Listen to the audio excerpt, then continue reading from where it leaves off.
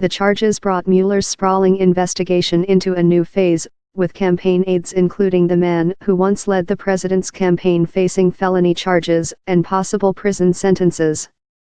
Manafort's indictment doesn't reference the Trump campaign or make any allegations about coordination between the Kremlin and the president's aides to influence the outcome of the election in Trump's favor.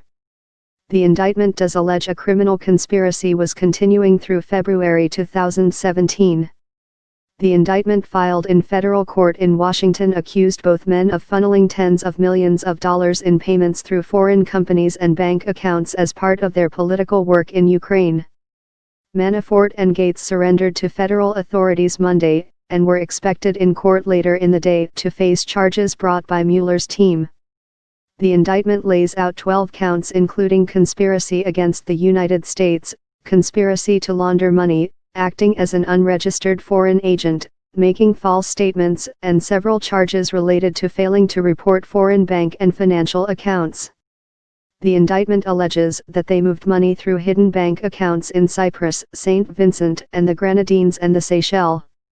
In total, more than $75 million flowed through the offshore accounts. Manafort is accused of laundering more than $18 million, according to the indictment. A spokesman for Manafort did not immediately return calls or text messages requesting comment. Manafort and Gates have previously denied any wrongdoing. The White House declined to comment on the charges. Manafort, 68, was fired as Trump's campaign chairman in August 2016 after word surfaced that he had orchestrated a covert lobbying operation on behalf of pro-Russian interests in Ukraine. The indictments against Manafort and Gates were largely based on activities disclosed in August 2016 by the Associated Press, which reported that the pair had directly orchestrated a covert Washington lobbying operation on behalf of Ukraine's ruling political party. The indictment accuses Manafort and Gates of orchestrating a nearly decade-long conspiracy to covertly work for Ukrainian interests and launder millions of dollars through offshore accounts. Specifically, the indictment accuses Manafort of using his hidden overseas wealth to enjoy a lavish lifestyle in the United States, without paying taxes on that income. That included using offshore accounts to purchase multimillion-dollar properties in the U.S., some of which the government is seeking to seize. Mueller's investigators have focused on Manafort for months. In July, they raided one of his homes in Virginia, searching for tax and international banking records. Manafort joined Trump's campaign in March 2016 and oversaw the convention delegate strategy.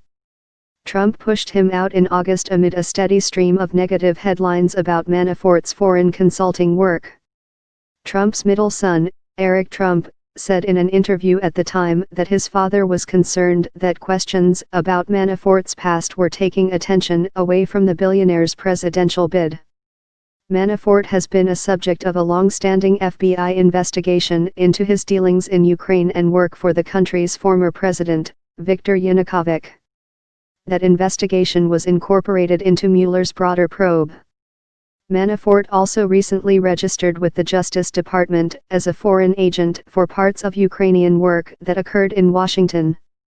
The filing under the Foreign Agents Registration Act came retroactively, a tacit acknowledgement that he operated in Washington in violation of the federal transparency law. Mueller's investigation has also reached into the White House, as he examines the circumstances of Comey's firing. Investigators have requested extensive documents from the White House about key actions since Trump took office and have interviewed multiple current and former officials. Mueller's grand jury has also heard testimony about a June 2016 meeting at Trump Tower attended by a Russian lawyer as well as Manafort, Donald Trump Jr., and the president's son-in-law, Jared Kushner. In Gates, Mueller brings in not just Manafort's chief deputy, but a key player from Trump's campaign who survived past Manafort's ouster last summer. As of 2 weeks ago, Gates was still working for Tom Barrack, a Trump confidant, helping with the closeout of the Inauguration Committee's campaign account. Associated Press writers Michael Biesecker, Stephen Braun, Tom LoBianco, and Jeff Horwitz contributed to this report.